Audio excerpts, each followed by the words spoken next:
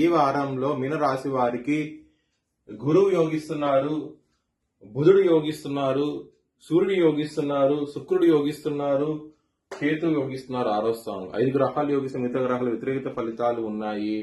బ్రాహ్మణుడు నలుగులు దానం చేయండి, ఎందుకంటే ఏలినాటి శని ఉన్నది కాబట్టి ఇబ్బందులు పడే అవకాశం ఎక్కువగా ఉంటది.